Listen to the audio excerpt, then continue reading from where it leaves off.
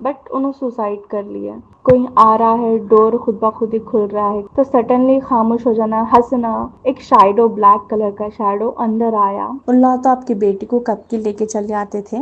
वो जब नमाज पढ़े थे तो उनको दिखा कि 4 आदमी मतलब मेरे और मेरे मम्मा के रूम में एंटर हो रहे। जय श्री राम दोस्तों, आप सभी का स्वागत है अक्षय वशिष्ठ चैनल पर। जिस चैनल पर मैं अक्षय वशिष्ठ आपको ऐसे पैरानॉर्मल इंसिडेंट और एक्टिविटीज के बारे में बताता हूं जो कि हमारे फॉलोअर्स और सब्सक्राइबर्स हमारे साथ शेयर करते हैं। इंस्टाग्राम आईडी, जीमेल आईडी और अब एक ऐसा फोन नंबर जो कि आप स्क्रीन पे देख सकते हैं। तो कभी आपके साथ कोई पैरानॉर्मल इंसिडेंट हुआ हो, आप उसे रिकॉर्ड करके भेज सकते हैं। मैं अक्षय वशिष्ठ उसे नरेट करूंगा अपनी आवाज में। आगे बढ़ने से पहले एक बार धन्यवाद जो आप हमारे इंस्टाग्राम, यूट्यूब को इतना प्यार दे रहे हैं। ये जो रियल इंसिडेंट हम आपके सामने लेके आते हैं, या आप में से ही कुछ लोग हैं जिन्होंने अपने ऐसे दर्दनाक हादसे हमसे शेयर किए जो अपनी जिंदगी में बहुत ज्यादा परेशान रहे हैं या अभी भी बहुत ज्यादा परेशान चल रहे हैं, जो लोग नहीं चाहते कि आगे आने वाली जनरेशन अपने ऊपर कोई ऐसा बोझ उठा ले जिससे जिंदगी भर वो अपने ऊपर से हटा ना पाए। कहते हैं आत्माएं भी दो तरीके की होती हैं। कुछ ऐसी आत्माएं जो अच्छी होती हैं, जो इंसानों की मदद करती हैं, और कुछ ऐसी आत्माएं जो बहुत ही ज्यादा बुरी होती हैं। कुछ ऐसी आत्माएं जो इतनी ज्यादा बुरी होती हैं कि वो खुद तो चली जाती हैं, मतलब बुरे कर्म करने के बाद वो इस दुनिया को छोड़ के उस दुनिया और इस दुनिया के बीच में फंस के रह जाती है, लेकिन सामने से वो आपको खुश नहीं देख सकती। ऐसी आत्माएं हमेशा कोशिश करती हैं कि आपको भी अपने साथ लेके चली जाए। इमेजिन कीजिए कि आप किसी रोड पे से चल के आ रहे हैं और सामने किसी पीपल के पेड़ पे या बरगद के पेड़ पर कोई आत्मा बैठी है और उसकी नज़र बस आपकी खुशी पर टंग जाए, या फिर वो आत्मा जो शापित आत्मा है पेड़ पर बैठे बैठे बस ये ठान ले कि मुझे इसका शरीर चाहिए, तो क्या वो आपको छोड़ेगी? जिस तरीके से मैं आपको आत्माओं के बारे में बता रहा हूँ कि अच्छी आत्माएं होती हैं, बुरी आत्माएं होती है, हर इंसान का दुनिया में एक बार इनसे पाला जरूर पड़ता है, कभी कभार जानबूझ के और कभी कभार अनजान तरीके से। ये चीज मैं आपके सामने आज क्यों रख रहा हूँ, क्योंकि आज का पूरा रियल इंसिडेंट इसी चीज पे आधारित है। आज का इंसिडेंट हमें बताया है माहिरा ने, जिनका जन्म हुआ था सऊदी में। आगे बढ़ने से पहले इन्होंने परिवार के बारे में अपने बताया कि अक्षय भाई, मेरे परिवार में मेरे पापा के 4 भाई और 2 बहनें हैं। जॉइंट फैमिली पूरी की पूरी सऊदी में रहा करती थी, और ये तब का रियल इंसिडेंट है जब माहिरा पैदा भी नहीं हुई थी। हुआ क्या था, जो माहिरा के पापा के बड़े भाई हैं, मतलब उनके ताऊ जी, और उनकी जो ताई जी थी, उनकी शादी तो काफ़ी पहले हो गई थी। ताई जी को एक भी बच्चा नहीं हुआ था। अब उसका रीज़न क्या था ये मैंने नहीं पूछा, और शायद कोई ना कोई प्रॉब्लम रही होगी जो औरतों के अंदर रह जाती है, या फिर मुझे नहीं पता इस चीज़ का क्या रीज़न था, पर मैंने इस चीज़ को क्लियर करना ज़रूरी नहीं समझा। माहिरे ने इस चीज़ को मेंशन किया कि हमारी जॉइंट फैमिली जो है सऊदी में रहा करती थी, और मेरे जन्म से पहले पूरा जो है शापित किस्सा चलता आ रहा था। तो जब ताई जी को बच्चे नहीं हो रहे थे तो फाइनली क्या होता है, माहिरा के मम्मी पापा की शादी होती है। धूमधाम से शादी हुई, पूरा मुस्लिम परिवार था, इकट्ठे हुए, अच्छे से एंजॉय करा, किसी भी चीज़ की कमी नहीं थी। सारे रिश्तेदारों ने खूब एंजॉय किया था उस टाइम पर। शादी के 1 साल बाद पहला बच्चा होता है जो कि होती है एक लड़की। माहिरा के मम्मी पापा बहुत ज़्यादा खुश थे, घर में सारे बहुत ज़्यादा खुश थे, बच्चा आ चुका था, किसी भी चीज़ की कमी नहीं थी।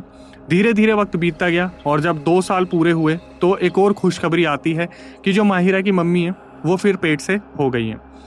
इस टाइम पर माहिरा का जन्म नहीं हुआ था, माहिरा 3rd चाइल्ड थी, लेकिन जब 2nd बच्चा होने वाला था तब इनकी दादी ने, माहिरा की दादी ने घर में कुछ ऐसी अनाउंसमेंट कर दी जिसको सुनने के बाद एक हड़कंप सा मच गया था। और ये चीज़ माहिरा की मम्मी से छुपाई गई थी। मतलब दादी ने ताई जी को ये कमिटमेंट दिया कि अब माहिरा की मम्मी से जो दूसरा बच्चा होगा वो ताई जी को दिया जाएगा। ये चीज़ माहिरा की मम्मी को बिल्कुल भी पता नहीं थी, और एक्सपेक्टेड भी नहीं थी कि घरों में ऐसी चीज़ें होती हैं। जब दूसरा बच्चा हुआ तब जो ताई जी थी वो बहुत ज़्यादा खुश थी। उन्हें लग रहा था कि ये जो दूसरा बच्चा होगा ये मुझे मिलेगा, और जो बच्चा हुआ था वो एक लड़का हुआ था। माहिरा की मम्मी को जब ये पता चला तो उनको बहुत बुरा लगा कि जो दादी जी हैं उन्होंने इस तरीके की कोई कमिटमेंट ताई जी को दे रखी है कि दूसरा बच्चा जब होगा तो वो उनको सौंप दिया जाएगा।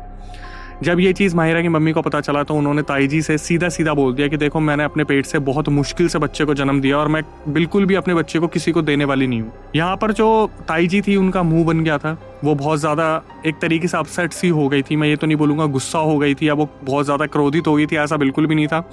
जो ताई जी थी वो बहुत ज़्यादा गिल्ट में थी कि वो एक बच्चा पैदा नहीं कर पा रही, और बच्चे की चाह, आपको पता है कि बच्चे का जो सुख होता है वो इस दुनिया का सबसे बड़ा सुख होता है। ताई जी का मुंह बन गया था, और सारे रिलेटिव्स ने इस बात को आया गया कर दिया। धीरे धीरे जो फर्स्ट बच्ची थी वो बड़ी हुई, जो लड़का था वो बड़ा हुआ। अब फिर दोबारा माहिरा की मम्मी जो थी 3-4 साल में जब माहिरा को कंसीव करती हैं, अब इस बार क्या हुआ, जो दादी जी थी उन्होंने फिर दोबारा ताई जी को कमिटमेंट दे दी कि इस बार तो पक्का जो भी बच्चा होगा मैं तेरी झोली में डाल दूंगी। लेकिन इस चीज़ को माहिरा की मम्मी तक पहुँचाया ही नहीं। और इस तरीके से दादी ने प्लान करा था जब बच्चा सही सलामत हो जाएगा तो सबके सामने उसे हैंड ओवर कर दिया जाएगा। अब हैंड ओवर वर्ड तो ऐसा लग रहा है जैसे पेन ड्राइव दे दिया जाएगा, लेकिन दादी जी ने इस तरीके से डिसीजन लिया कि अब अगर तीसरा बच्चा होता है, जैसे माहिरा का जन्म होने वाला है, तो माहिरा जैसे ही पैदा होगी सीधा वो ताई जी को दे दी जाएगी। इस चीज़ से माहिरा की मम्मी बिल्कुल अनजान थी। जब माहिरा का जन्म हुआ, माहिरा के जन्म के बाद 40 दिन का इनके यहाँ पे फंक्शन होता है जहाँ पर ये खुशियाँ मनाते हैं, खूब एंजॉय करते हैं, रिलेटिव्स आते हैं। तो माहिरा की मम्मी अपने दूसरे बच्चों के साथ ऊपर थी, रेस्ट मोड पर थी। सारे रिलेटिव्स एक एक करके उनसे मिलने जा रहे थे और कुछ रिलेटिव्स थे जो नीचे दावत का आनंद ले रहे थे। दादी आती हैं माहिरा को गोद में लेकर और सारे रिलेटिव्स के सामने अनाउंस कर देती हैं कि माहिरा जो है वो ताई जी की औलाद कही जाएगी आज से, और ये मेरा डिसीज़न है। माहिरा की मम्मी को इस बारे में कोई भी आइडिया नहीं था, वो अपने कमरे में लेटी हुई थी। ये प्लानिंग तो दूसरे बच्चे से ही चल रही थी, लेकिन फाइनली थर्ड बच्चे को माहिरा को ताई जी को सौंप दिया गया। अब जब रिलेटिव्स घूमते फिरते माहिरा की मम्मी के पास गए तो उन्होंने बताया कि दादी जी ने ऐसे ऐसे अनाउंसमेंट कर दिए नीचे, और अनाउंसमेंट होते ही ताई जी ने माहिरा को अपनी गोद में ले लिया। और ताई जी जो है उन्होंने माहिरा को जैसे ही गोद में लिया, उन्होंने एक नया नाम निकाल दिया कि मैं इसे सना के नाम से पुकारूंगी और आज से इसका नाम सना है। अब इस चीज़ के बारे में माहिरा की मम्मी को कोई अंदाज़ा नहीं था, लेकिन शक तो कहीं ना कहीं था, क्योंकि जब भी तीसरे बच्चे के जन्म के टाइम पर जब भी माहिरा की मम्मी की तबीयत ख़राब होती थी तो वहाँ पर ताई जी आ जाती थी फटाफट, और अच्छे बुरे में हमेशा ताई जी खड़ी रही थी। तो मतलब मैं ये कहूँगा कि ताई जी का कभी भी कोई गलत इंटेंशन नहीं था। हालांकि माहिरा ने हमेशा ताई जी को ताई मम्मा करके बुलाया कि ताई मम्मा ने मेरा ध्यान रखा, ताई मम्मा ने मेरा ध्यान रखा। तो उन्होंने बताया कि इनकी जो ताई मम्मा थी वो हमेशा माहिरा की मम्मी के पास रहती थी। जब भी थर्ड डिलीवरी के टाइम पर उनकी तबीयत ख़राब होती थी, वो हमेशा उनके पेट पे हाथ फैलाती रहती थी। तो उनकी आंखों में दिखता था कि ये जो तीसरा बच्चा आने वाला है ये मुझे चाहिए, मुझे एक बच्चे की ज़रूरत है। लेकिन जैसे कि मैंने बताया कि रिलेटिव्स ने जाकर ये चीज़ माहिरा की मम्मी के सामने बताती तो माहिरा की मम्मी बहुत ज़्यादा गुस्सा हो गई और वो सीधा नीचे आती है और ताई जी के हाथ से अपनी बच्ची माहिरा को छीन लेती है। तो माहिरा की मम्मी ने जब ताई जी के हाथ से अपनी बच्ची को लिया, मतलब माहिरा को लिया, तो सामने सबके रिलेटिव्स के बोल दिया कि मैं अपने किसी भी बच्चे को किसी को नहीं देने वाली हूँ। और दादी जी को ये चीज़ बोल दी कि आप अडॉप्ट करवा लो, लेकिन इस तरीके से किसी माँ से उसका बच्चा मत छीनो। ये सारी चीज़ें जो रिलेटिव्स के सामने हुई ये नहीं होनी चाहिए थी एक तरीके से, क्योंकि रिलेटिव्स को इन सब चीज़ों से क्या मतलब है। उनके लिए तो एक मुद्दा बना हुआ था और वो दावत एंजॉय करने आए थे, लेकिन ये जो लड़ाई झगड़े उन्होंने देख लिया तो उनका बहुत ज़्यादा मन खराब हो गया। अब इन सब चीज़ों को बीतते टाइम नहीं लगा और जब माहिरा 9 महीने की हो गई तो ताई जी बड़े होते हुए माहिरा को देख रही थी और जो ताई जी थी वो उनका ध्यान रखा करती थी। तो ये चीज़ माहिरा की मम्मी को पसंद नहीं आती थी कि ताई जी इतना ज़्यादा ध्यान रखती है। उन्होंने क्या करा, बार बार टोकना शुरू कर दिया और ताई जी ने फाइनली एक डिसीजन लिया जो शायद इस दुनिया का सबसे घटिया डिसीजन था। जब माहिरा 9 महीने की हुई तो ताई जी एक दिन सोने जाती है और अगले दिन सुबह जब सारे रिलेटिव उठाने जाते हैं, क्योंकि नमाज का टाइम हो रहा था सुबह 5:30 बजे का, तो पता चलता है कि जो ताई जी थी वो उठी ही नहीं। ताई जी के जो भाई थे वो डॉक्टर थे, तो इन्होंने क्या करा, स्लीपिंग पिल्स मंगाई थी उनसे ये बोल के कि मुझे नींद नहीं आती। तो एक पत्ता मंगवा के उन्होंने उसी रात सारा पत्ता खा लिया और वो सुबह उठी ही नहीं। डॉक्टर को बुलाया गया और डॉक्टर ने साफ साफ अनाउंस कर दिया कि जो ताई जी है वो इस दुनिया में नहीं रही, तो फिर इनको अंतिम विदाई के लिए ले जाया जाए। और फिर जो इनके यहाँ पर रीति रिवाज होते हैं, जो क्रियाक्रम की सारी चीज़ें होती है वो मुस्लिम समाज में, वो सारी चीज़ों के साथ ताई जी को वहाँ पर आखिरी विदाई दी गई। अब यहाँ से एक चैप्टर क्लोज हो गया और दूसरा चैप्टर शुरू हुआ, जिसको सुनने के बाद आपके पक्का रोंगटे खड़े होने वाले हैं, क्योंकि ये चीज़ें अब आगे बढ़ने वाली हैं। अब जब माहिरा 1 साल की हो गई थी तो जैसे कि मैंने बताया कि ताई जी तो इस दुनिया को छोड़ के जा चुकी थी, तो जब 1 साल की माहिरा हुई तो इस घर में अजीब अजीब से हादसे होने शुरू हो गए। सबसे पहले जिस घर में रहा करते थे उसमें एक बेसमेंट हुआ करता था, जिस बेसमेंट में दादी अपने राशन का सारा सामान रखती थी पूरी जॉइंट फैमिली के लिए। मतलब जॉइंट फैमिली को अगर किसी भी चीज़ की ज़रूरत है तो वो जाके सीधा बेसमेंट में से सामान ले सकती हैं। लेकिन इस बेसमेंट में अजीब अजीब सी चीज़ें होना सबसे पहले शुरू हुई। राशन के सामान में से राशन ख़त्म होना शुरू हो गया। मतलब अचानक से वहाँ पर जैसे आटे की बात करें तो आटा कम हो जाता था, अगर दाल की बात करें तो दाल कम हो जाती थी, चावल की बात करें तो चावल कम हो जाती थी। तो पहले 2-3 महीनों में तो ऐसा लगा दादी को कि घर में मेहमान आते हैं तो राशन बहुत ज़्यादा यूज़ हो रहा है। और इन सब चीज़ों में एक नई चीज़ होना शुरू हुई कि 1 साल जब हो गया था माहिरा को तो उनकी तबीयत बहुत ज़्यादा ख़राब होने लगी थी। और तबीयत ख़राब होने के बाद जैसे 2 पहले बच्चे ऑलरेडी थे माहिरा की मम्मी को, तो मम्मी उनका भी ध्यान रखती थी, साथ में माहिरा का भी ध्यान रखने की कोशिश करती थी।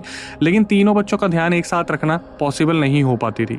तो कितनी बार ऐसा होता था कि शाम के टाइम पे या दोपहर के टाइम पे या रात के टाइम पे जब माहिरा की मम्मी किचन में खाना बना रही होती थी तो माहिरा को वो हंसते हुए बात करते हुए ऐसा महसूस होता था जैसे कोई ना कोई माहिरा के आसपास है।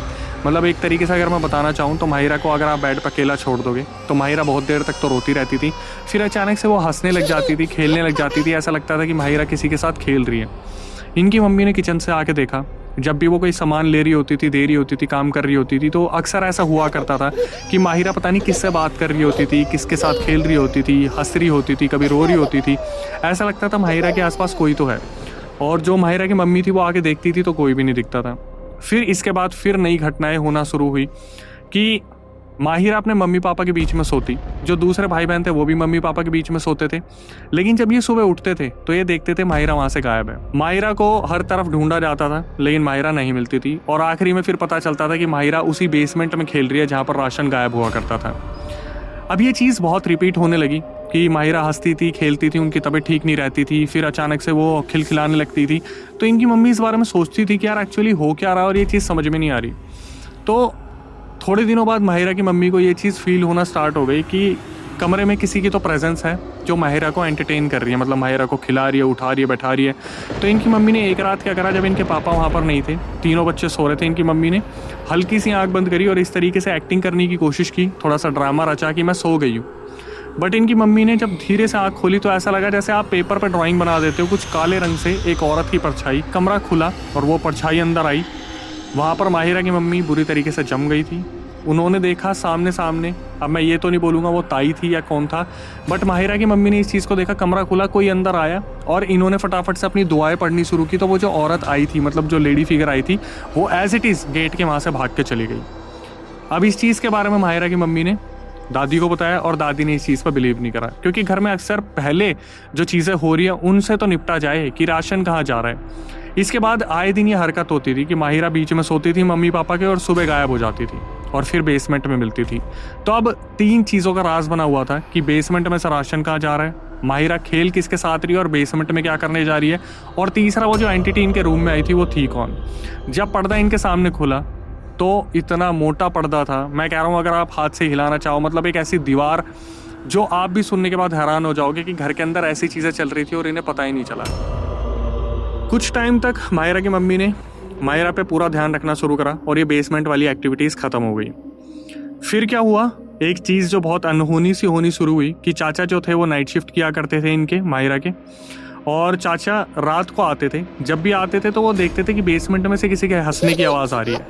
तो चाचा क्या करते थे, बेसमेंट में जाते थे और वो देखते थे कि माहिरा खेलने लग रही है। वो माहिरा को उठाते थे और सीधा कमरे में जाके सुला देते थे माहिरा की मम्मी और पापा के बीच में। अब ये चीज़ माहिरा के मम्मी पापा को पता नहीं था कि ये चीज़ें फिर दोबारा रिपीट होनी स्टार्ट हो गई हैं। तो एक दिन सारे जब शाम को बैठे हुए थे, चाय की चुस्कियाँ चल रही थी, चाय का लुत्फ उठाया जा रहा था, तब चाचा बोलते हैं कि आप माहिरा का ना ध्यान नहीं रखते हो। पता है, ऐसा कोई ही दिन जाता होगा जब मैं नाइट शिफ्ट से वापस आता हूँ और मुझे माहिरा बेसमेंट में ना दिखी हो।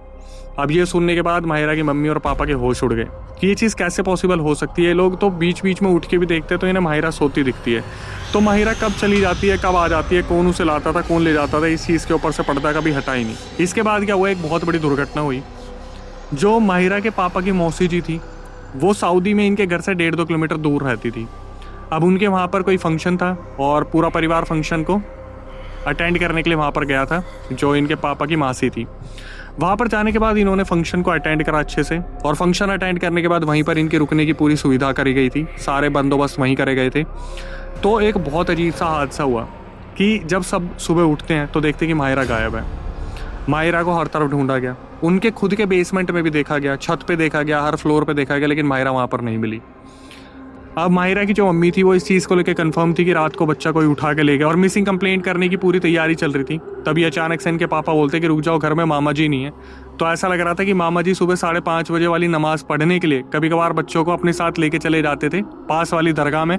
तो इन्हें लगा मामा जी लेके गए हैं। इन्होंने मामा जी को फ़ोन मिलाया। मामा जी ये बताते कि मैं अपने साथ किसी को भी नहीं लेके आया हूँ, मैं तो अकेला आया था। तो माहिरा गई कहाँ थी। फिर दादी जो थी किसी काम से अपने घर जाती है 2 किलोमीटर दूर, तो उन्हें पता चलता है कि बेसमेंट में माहिरा खेलने लग रही है, बट किसके साथ खेल रही है ये नहीं पता।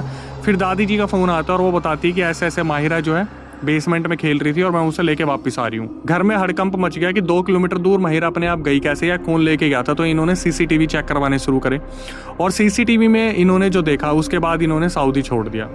सीसीटीवी में जब इन्होंने देखा तो इन्होंने देखा कि कोई एक 8-9 फीट की फीमेल एंटिटी जो माहिरा को हवा में लेके जा रही थी, मतलब अपनी गोद में लेके जा रही थी। बस वो एक फिगर दिखी सुबह 5:30 बजे की, जो बहुत ब्लर फिगर थी। वहाँ से माहिरा के मम्मी पापा को पता चल गया कि कोई है जो माहिरा के साथ रह रहा है, लेकिन वो दिख नहीं रहा, बट अपने होने की मौजूदगी पूरी तरीके से एहसास करवा पा रहा है। अब जैसे कि मैंने आपको बताया कि इन्होंने सऊदी छोड़ दिया क्योंकि नाना जी की तबीयत बहुत ज़्यादा ख़राब थी और वो हैदराबाद में रहते थे।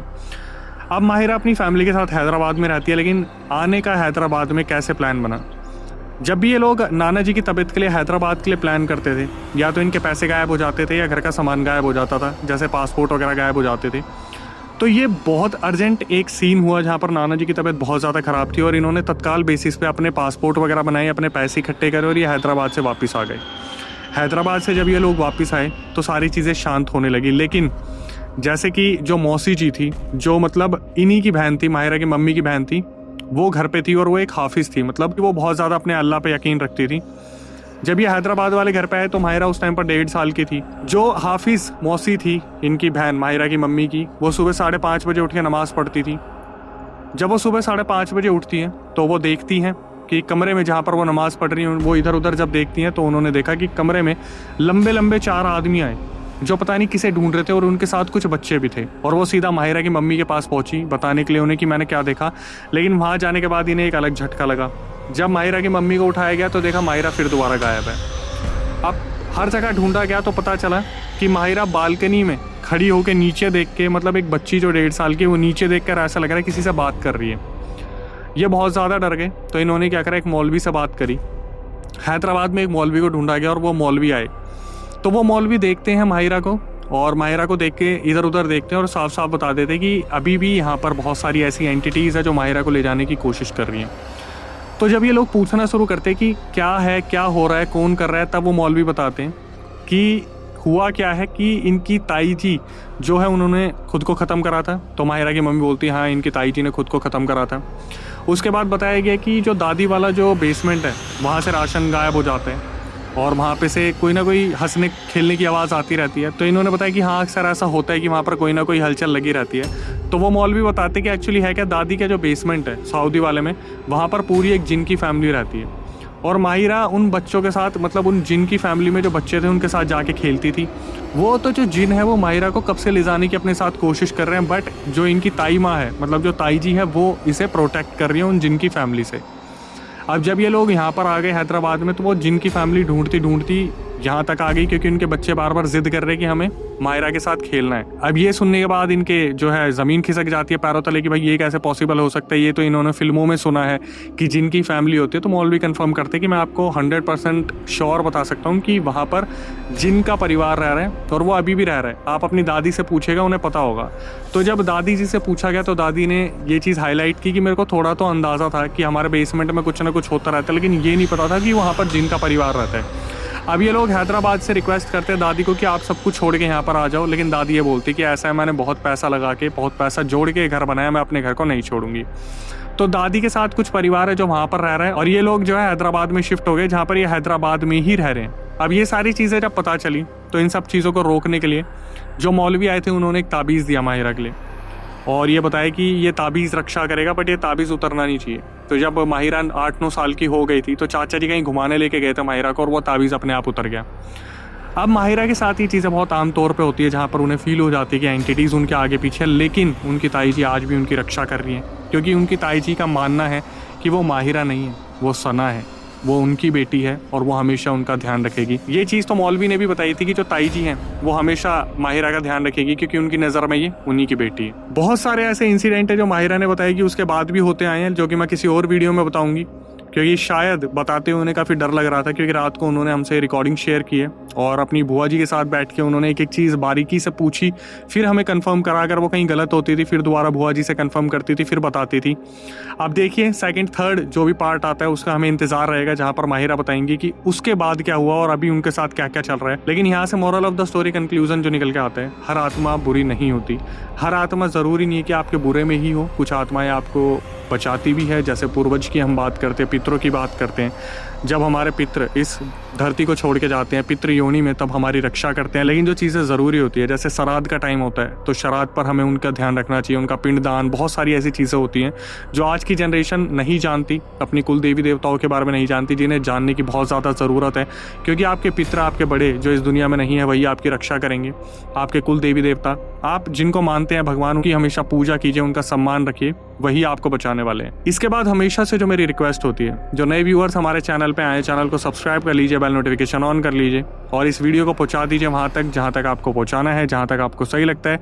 इसके बाद दूसरी चीज़ जो बहुत इंपॉर्टेंट है कि हमारा एक दूसरा चैनल है जिसका नाम है अक्षय वशिष्ठ हॉरर शो, उसको भी जाके सब्सक्राइब कीजिए, बेल नोटिफिकेशन ऑन कीजिए, क्योंकि वहाँ पर ऐसे ऐसे लोग आते हैं जो अपनी आप बीती बताते हैं, कुछ ऐसी चीज़ें बताते हैं जो उनके साथ हुई है या उन्होंने कहीं सुना है। अगर आपको लगता है कि भाई मुझे भी अपनी चीज़ें बतानी है, मेरे साथ कुछ हुआ है, तो ये यूएसपी हमारे उस चैनल की, जहाँ पर हम गेस्ट के साथ सब्सक्राइबर को ही बुला रहे हैं। कभी आपको लगता है आपके साथ कुछ हुआ है, तो सबसे पहले उस चैनल का सदस्य बनने के लिए मैं आपको प्रक्रिया बताता हूँ। जो स्क्रीन डिस्क्रिप्शन पे आपको नंबर दिख रहा है, उसको पूरा रियल इंसिडेंट रिकॉर्ड करके भेज दीजिए और मेंशन कर दीजिए अक्षय भाई मैं आना चाहता हूँ पॉडकास्ट में, दिल्ली में हमारा सेंटर है। टीम एक बार रिकॉर्डिंग को रिव्यू करेगी, उसके बाद आपको बुलाया जाएगा, हम कैमरे पे बैठेंगे, जनता के सामने कुछ ऐसी चीज़ें लेके आएंगे, कुछ ऐसी चीज़ें डिस्कस करेंगे जहाँ पर किसी गलती किसी की सीख बन पाए। इसके बाद कभी आपके साथ कोई पैरानॉर्मल इंसिडेंट हुआ हो तो आप उसे रिकॉर्ड करके भेज सकते हैं, मैं अक्षय वशिष्ठ उसे नैरेट करूँगा अपनी आवाज़ में। प्रक्रिया बिल्कुल सेम है, स्क्रीन डिस्क्रिप्शन पर नंबर है। जितना ज़्यादा हो सके इंस्टाग्राम, यूट्यूब को ऐसे ही प्यार देते रहिए। अब हम स्पॉटिफाई पर अवेलेबल है, तो आप बिना रुके वहाँ पे जाके हमारी कहानियाँ सुन सकते हैं। जब आप कभी ट्रैवल कर रहे हैं, ज़रूरी नहीं है कि आप वीडियो देखें, अगर आपको आवाज़ का लुत्फ उठाना है तो आप जाके वहाँ पे सुन सकते हैं। इसके बाद इसी तरीके से माँ बाप से प्यार बना के रखिए, कभी उनसे पूछिएगा मत आपने हमारे लिए किया क्या है, क्योंकि उन्होंने बहुत मुद्दतों से, शिद्दतों से आपको मांगा और आपकी परवरिश करके आपको इतना बड़ा करा है, तो अब आपकी जिम्मेदारी है उनका ध्यान रखने की। भाई बहनों को साथ रखिए, छोटी छोटी चीज़ें बताते रहिए, कैसे टोट के उनकी ज़िंदगी बर्बाद कर सकते हैं, कैसे दिया हुआ खाना उन्हें बर्बाद कर सकता है। टिल देन जितना ज़्यादा हो सके हमारी वीडियो से सीखिए, उन्हें शेयर कीजिए और नई वीडियो, नए पॉडकास्ट आने तक stay tuned with the channel. जैसे कोई नीचे ठहर के आपको बुलाता है ना, आओ टाटा हाय है, तो मैं वैसे ही कर लेते हुए बालकनी में ठहरी, तो मम्मा मेरे को एक चीख के साथ उन्होंने चीख के अंदर ले लिए, कर लिए। वो जिनकी पूरी फैमिली आपके बेसमेंट में रह रही है, आपका राशन जाना, आपकी बच्ची वहाँ खेलना, उनके भी बच्चे वो हैं,